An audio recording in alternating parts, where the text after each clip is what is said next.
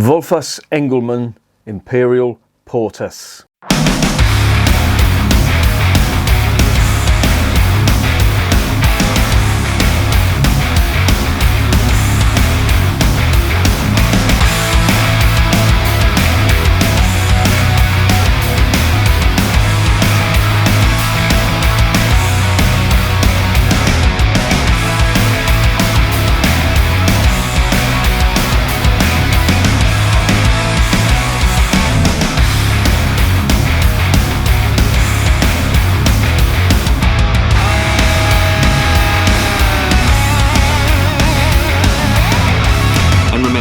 Life is too short to be drinking shitty beer.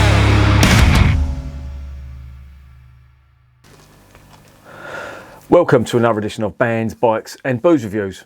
Work is over for the day and it is time for a beer, definitely time for a beer. I have got one of these. It is from Lithuania and it is the Volfas Engelman Imperial Porteris. I don't really need to tell you what that is, but it's an Imperial Porter or Imperial Stout, whatever you want to call it. This is a beer that comes from a range of beers that they've got round the corner in the Premier supermarket. Now, I did try some of their other beers and I think I've put a couple up on the channel. There's a few that are waiting to be reviewed and there's a few that are still in the fridge waiting to be reviewed. I did some research on the brewery and I remember looking at some of the beers they had in their range. Unfortunately, they don't have any of the interesting ones. They do a Dunkel, and they haven't got that around the corner.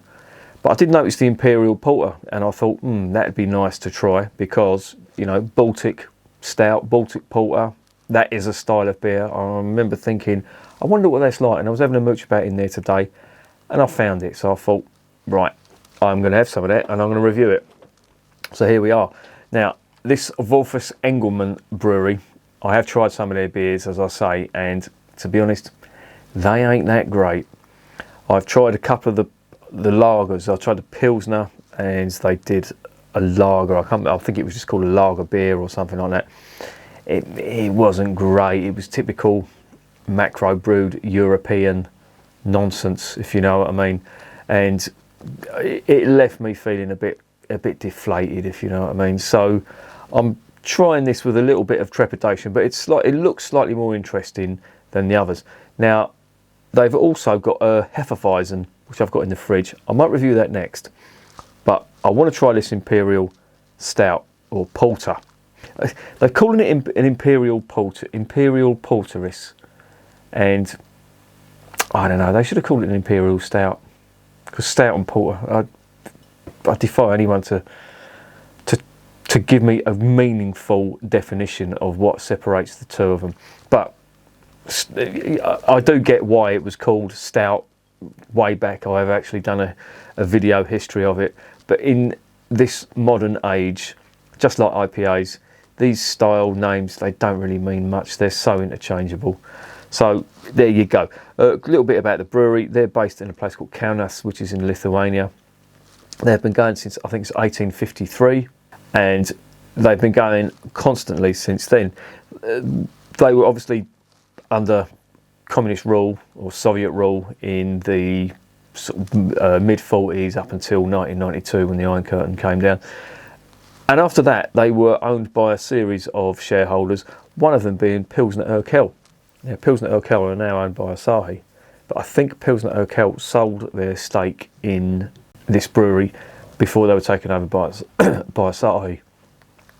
So Asahi had nothing to do with this beer, which is a bonus.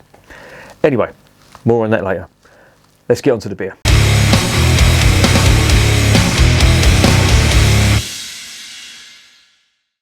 Right, they're calling it an Imperial Porter, but it's 6%. Now, an Imperial Porter to me should be a little bit higher ABV. Otherwise, it's a stout, effectively, because that's what stout originally was. A stout was just a strong porter, hence the name stout. Stout doesn't have the connotations that it has now. Stout usually means somebody who's quite large, quite fat. Back in the sort of 1800s, stout meant strong. So that's where that came from. As I say, the name of this beer, Imperial Porter, doesn't really mean much at all, to be honest. But it's got an interesting brew sheet. Now, I was quite surprised when I looked on the website that they actually did list what is in this beer. Now, it's got some interesting malt. It's got Lithuanian Pilsen malt, or Pilsner malt, which is unusual. I suppose you can grow Pilsner malt anywhere, but Pilsner malt for me usually comes from the Czech Republic. But they've got some in Lithuania. Okay, I'll let them have that. They have got some German Cara red malt. Now that's an interesting malt because it's made by a company called Wehrmann, and they're based in Bamberg, which is in Bavaria. And their malts are used in things like alt beer, bock beer, amber beer, basically anything with a bit of colour in it, red beer, you know, Scottish ale, that type of thing. And I don't think I've seen it ever put into a porter, so this is going to be interesting. So the malt bill is quite interesting. They've got 2 hops in here. They've got Perla and Magnum. Perla is a aromatic and spicy hop, a little bit like a Challenger hop. The two could be interchangeable. If you obviously didn't have Challenger, you could substitute it for a Perla hop and vice versa. They share a lot of the characteristics. They also sometimes use it as a bittering hop. And Magnum, of course, is the go-to bittering hop for a lot of beers and brewers. So I can imagine this is going to have quite a bitter style flavour. But I'm intrigued to what this is going to be like. It can either be a pile of macro brewed dog shit worthy of something that Marston's would brew, or it's going to be an interesting one. Let's get it open. Let's see what's going on.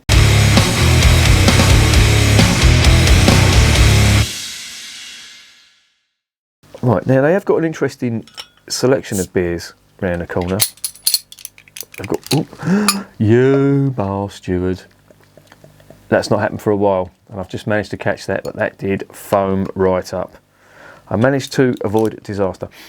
Yeah, they've got quite a good selection of, well, I won't say good, I'd say interesting selection of beers round the corner in that Premier Inn, you twat, Premier supermarket.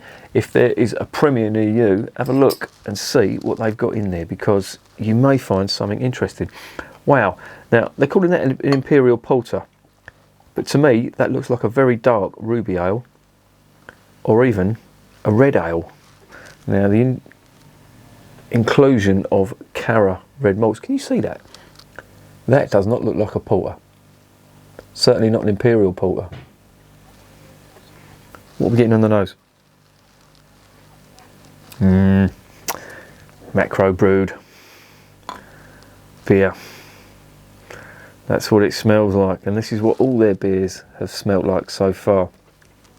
I have to say though, that is not a bad pint, a bad looking pint. And there's a 2.5 finger foamy white head on that. Nice red ruby colour. There's hints of chocolate malt, caramel malt. Very malty, no hop character at all. This smells quite interesting. Now the aromas aren't big, but they are there. There's a little bit of roasted malt. I am getting the roasted malt on there, but there's also some sweet malt on there as well. Interesting. Let's get it down the hatch.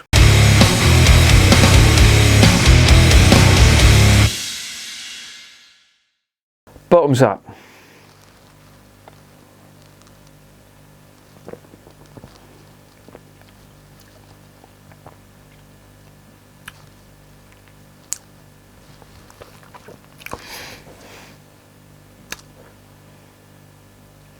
That is not bad. That is not bad at all. However, what it is not is a porter. It tastes like it's been bottom fermented. Now, they had it in the fridge in the shop, so I've taken it out and I've let it cool down a little bit, and I'm still getting quite a few flavours on there. Let me dive in again.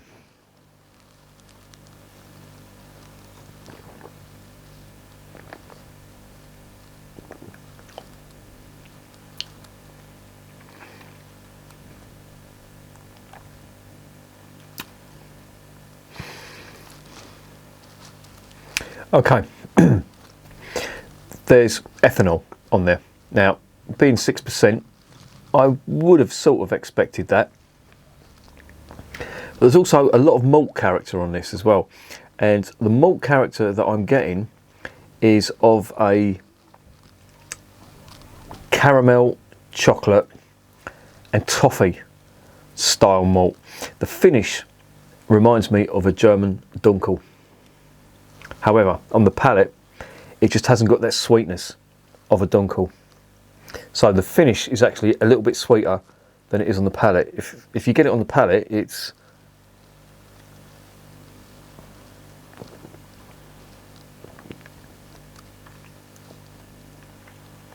ethanol, slight metallic note to it,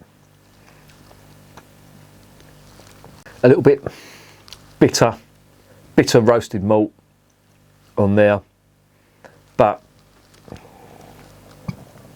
that is not the worst beer in the world. Not the best, but not the worst.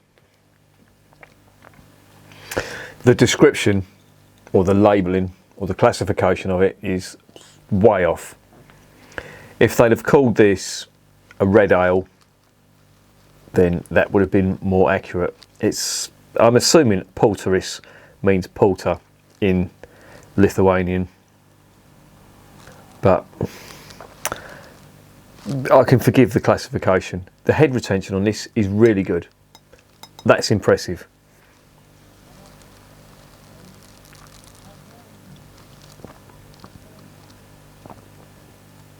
It's quite smooth as well.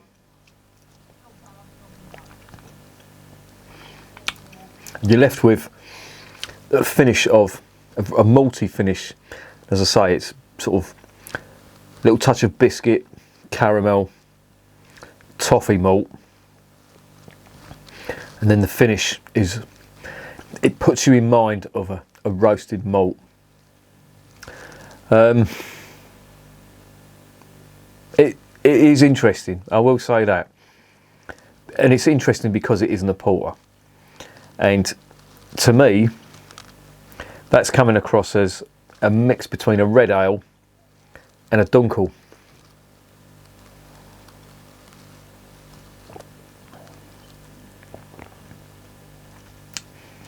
Now I'm getting a little bit of the hop character as my palate adjusts, and it tastes English. So if you can imagine a mix of how would I say this? A dunkel, a bitter, elements of an English bitter, and a good flavoursome red ale like a Scotch ale or Scottish ale or an Irish red ale.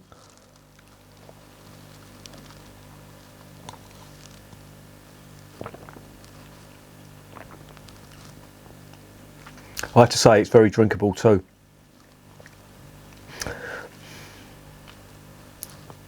It's not bad. Now, it hasn't blown me away, put it that way, but I really wasn't expecting much. I was expecting a stout or a porter. Certainly wasn't expecting that. And it's put a smile on my face because it's actually quite nice. It's what I'm into. It's got elements of a British beer, and there's elements of a German bottom fermented dark lager, or dunkel I should say, not dark lager. That means something else. Now I'm sure that taste has got something to do with the German malt that's gone into there, the Cara Red malt. There's also Pilsner malt, which I assume they've used for the base malt. And I was going to say, in the description, as I was reading it out, I was going to say, if this is a porter, I would have said the hops in this are not going to make much difference to the taste of it being a porter, but that's starting to come through now. I'm starting to get some of them hops.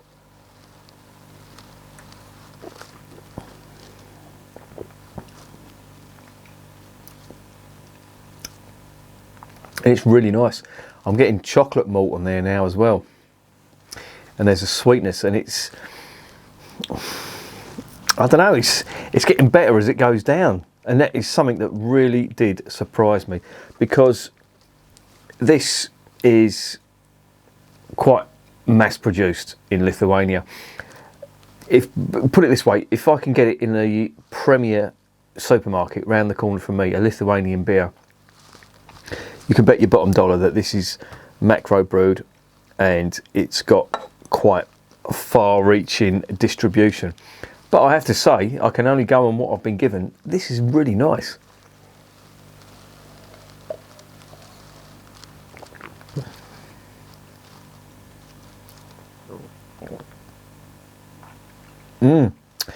It's good, and it's getting better as it goes down. Oh yes, this is a good one, and it's one that I'm going to be getting from now on. This could potentially be my go-to beer.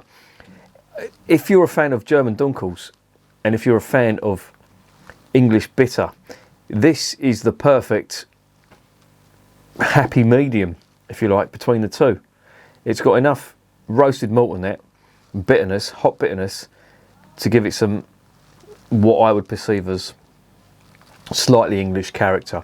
It's more of a red ale than a bitter, but it tastes bottom fermented to me. Now I'm not sure whether it is or not, but it's got that bottom fermented vibe to it, if you know what I mean, and I'm really liking it.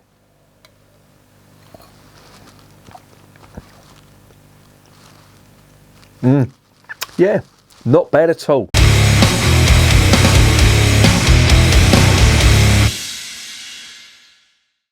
So what is the verdict on Volfas Engelman Porteris, Imperial Porteris, I should say? Surprising, very surprising indeed, actually, because I really didn't have high hopes for this. It was one of them beers that was on the shelf, in the fridge, in the premier supermarket round the corner, and the only reason I got it today was because I was reading up on some of the Volfas Engelman stuff, because I'd got some in the fridge. I've got Hefeweizen in the fridge, and I noticed this, and I thought to myself, I must check whether they've got, because they do a dunkel, and I said to myself, I must check whether they've got that dunkel in there, because if they have, I really want to try that. They didn't have it, but they had this instead. So I picked this up, not thinking much of it. As I mentioned earlier, I've tried a couple of their lagers, and to be honest, they really weren't that great. They were very run-of-the-mill, very, very average macro brewed European lager-esque type beers. But this stuff, from opening the bottle from the aroma to the taste of it, I think it was a little bit cold when I first got it down me, and it had quite a lot of characteristics of a dunkel, but as it warmed up a little bit, there was a hell of a lot more flavour, and it's taken on the characteristics of a red ale, in my opinion, an English red ale, possibly one of the Gallic style red ales as well, you know, Irish red ale, Scottish red ale. The point I'm trying to get across is it's quite malt heavy. There's a lot of malt character in there, but there is some hop character in there too, and there's two hops in there, as I say. There's Magnum and there's Perla. That will give you a bitter, spicy, herbal note to the beer, and they do come through as well. And it's put a smile on my face, because I wasn't expecting it, and I'm quite impressed. So I'm going to give it an 8 out of 10, and that is definitely the best beer so far that I've had from the premier supermarket. Now they've got a whole range of beers from Lithuania, Romania, Central and Eastern Europe basically, and I've got the Hefeweizen in the fridge. Now Volfas Engelman do what they call a Blanc, which is a white beer, and it's based on a Belgian wit beer. I was hoping they would have had that round the corner. They don't have that, unfortunately, but they do have a Hefeweizen. I've got that in the fridge. I may review that next, because that's impressed me. Their lager I'd avoid. It ain't great. There's much better lagers out there, and it really don't do much. But this Imperial Imperial Porteris, as it's called. It's not a porter, don't be put off by the name. They should rename this English Red Ale or something like that, or I don't know, Lithuanian Red Ale, because it is quite unique. Yeah, impressed, I really am. Now, I don't know how easy this is going to be to get hold of, because obviously I live in the south. There used to be a big Lithuanian community down here. You may find it in some of the supermarkets there. It's not widely available though. But if you can get hold of it, it's interesting. I wouldn't say it's an outstanding beer. It's just interesting. So there you go. And remember, beer is working class champagne.